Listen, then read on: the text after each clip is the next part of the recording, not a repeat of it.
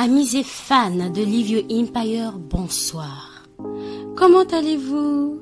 Alors, j'espère que vous avez suivi mon conseil d'hier et que vous êtes effectivement allés à l'attaque aujourd'hui pour ceux qui ont connu des échecs hier.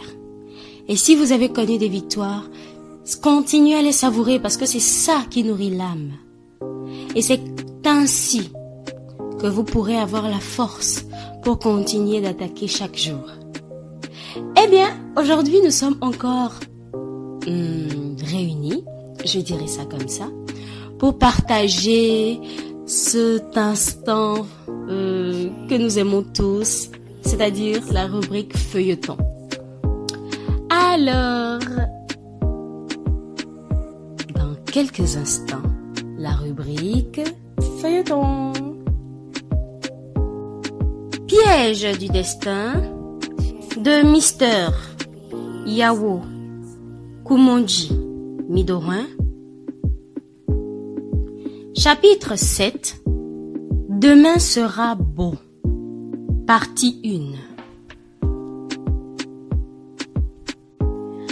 Maounion part pour Lomé, se met à se promener sans même savoir où il va.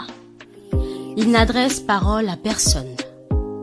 Surtout, il ne veut pour une quelconque raison montrer à qui que ce soit qu'il vient d'arriver dans cette ville et qu'il est complètement nouveau. La nuit est là. Au bord d'une route, il se trouve une table devant une boutique pour se coucher dessus et en faire sa couche jusqu'au petit matin, à risque et péril de sa vie, après s'être gavé du pain et d'arachide. C'est alors qu'il passe ses nuits devant les magasins ou sur les tables du marché. Au lever du jour, il va de magasin en boutique à la recherche d'un job. Mais où en trouver? Personne n'a du boulot pour lui. Durant environ 1 mois, il va ici et là à la capitale. Sa petite économie ramenée du village, finement gérée, à se nourrir de la farine délayée ou de 2 boules de côme sans poisson frit fini. Il se porte sur lui de devenir portefaix les jours du marché à Akodesewa, où il s'est finalement fixé dans sa promenade, ce qu'il fait évidemment. Et les autres jours, il va manœuvrer chez les maçons, s'il en trouve, ou dans les jardins à arroser contre un insignifiant revenu quotidien. Mais jamais il ne se décourage. Il se rappelle de sa maman au village pour qui il est tout et de ses promesses qu'il s'est faites de ne jamais baisser les bras, quelles que soient les épreuves. Il aimerait retourner au village, mais son destin n'y est plus. Il lui faut se montrer combatif. Sanam au village continue ses petits travaux quotidiens.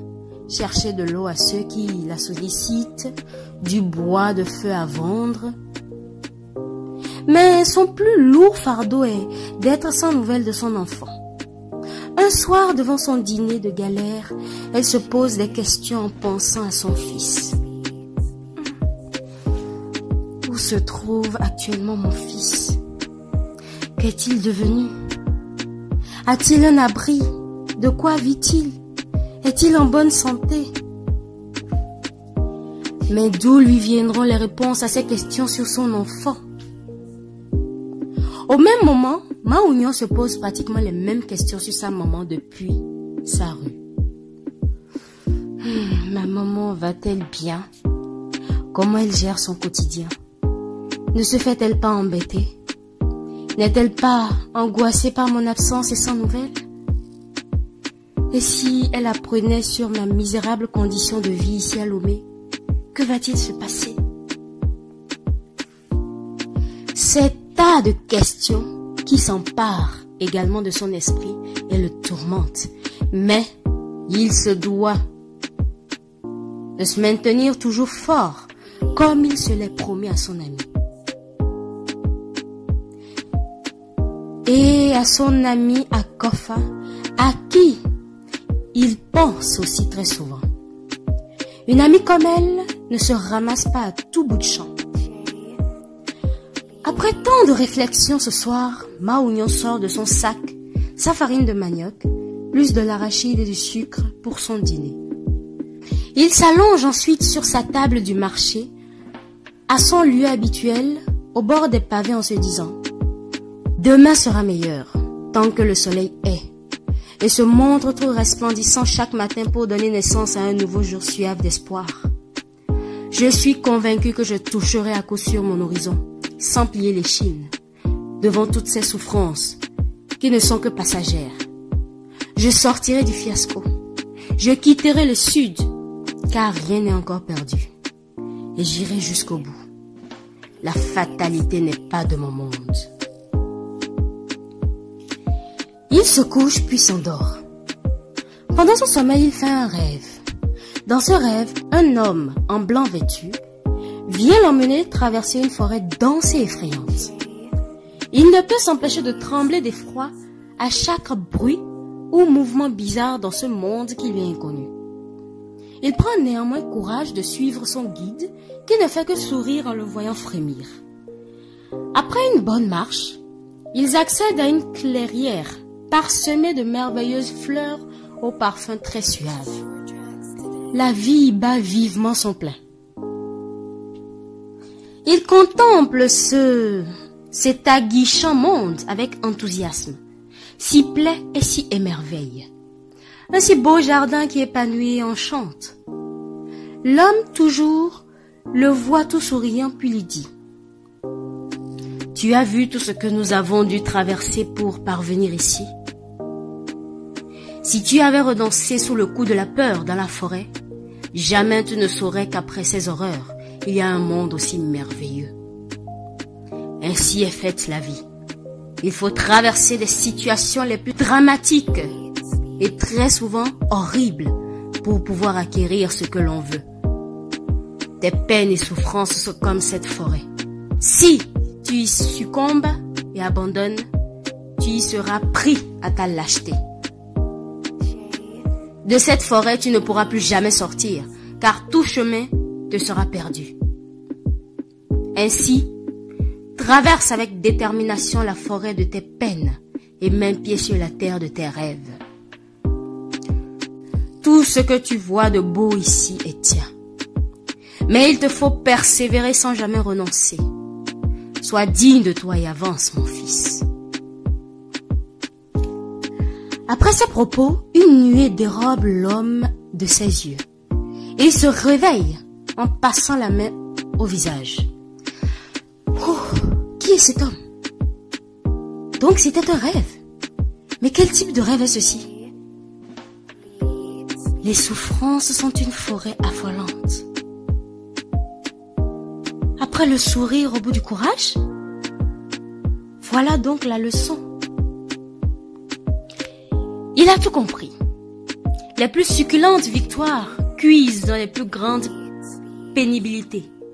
Nul ne saurait imaginer ce que traversent les arbres et les fleurs sous la tyrannie de la sécheresse, de la brutalité des vents forts et des orages tourbillonnants avant de produire tous leurs délicieux fruits ou dégager leurs suaves parfums pour lesquels on leur jette des fleurs et des pierres.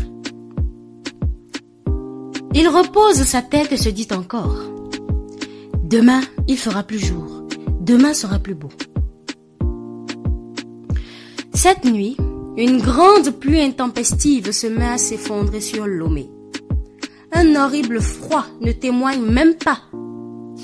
Un semblant de mansuétude à Ma Oignon dans sa rue. De loin, il voit les phares d'une voiture venir.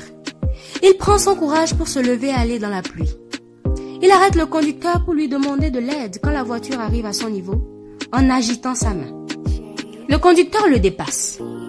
Après l'avoir dépassé, il se pose des questions à son sujet. Qui est ce jeune homme dans cette pluie et à cette heure de la nuit? Que fait-il là? Et s'il n'était pas celui que je croyais en le dépassant? S'il avait vraiment besoin d'aide, et c'est à moi de la lui apporter? Non, il faut que je retourne voir. Je ne le crois pas malfaiteur. Après ces réflexions, il s'arrête pour faire marche arrière jusqu'à revenir à son niveau. Pendant ce temps, Mao Niang grelotte de froid péniblement en retournant dans son coin. L'homme klaxonne pour l'appeler. Il se lève pour y aller sans hésiter. Le conducteur lui ouvre la portière et lui fait signe de monter derrière. Mao Niang se précipite. Il va chercher son sac et revient monter dans la voiture sans se poser de questions. L'homme reprend sa route sans rien lui demander, jusqu'à ce qu'il n'arrive à sa maison sans aucun dialogue à part sa seule salutation. « Bonjour patron », à laquelle il a répondu par un coup de tête. Le gardien ouvre le portail sous les coups de klaxon de la voiture. Ils entrent dans la maison. La pluie a déjà cessé presque de tomber. L'homme sort, invitant Mao Niang à entrer. Il lui montre la chambre des invités, là où il doit passer la nuit. Ils sont au quartier Aveji, la résidence de l'homme et sa petite famille dans la capitale togolaise. Voici ta chambre, jeune homme. Fais comme chez toi. Au lever du jour, tu me diras qui tu es, dit-il à Mao Niang. Merci, patron. Remercie son bienfaiteur, Mao Niang, docilement, en baissant la tête. L'homme s'en va à son tour dans sa chambre. Et voilà, c'en est fini pour la partie 1. Alors, à la place du monsieur, qu'auriez-vous fait? C'est la seule question que j'aimerais poser à mes auditeurs aujourd'hui. Et je vous demanderai de répondre. Vos avis comptent pour nous. Merci. Alors, on se retrouve dans quelques instants pour la partie 2. Soyez connectés et restez scotchés.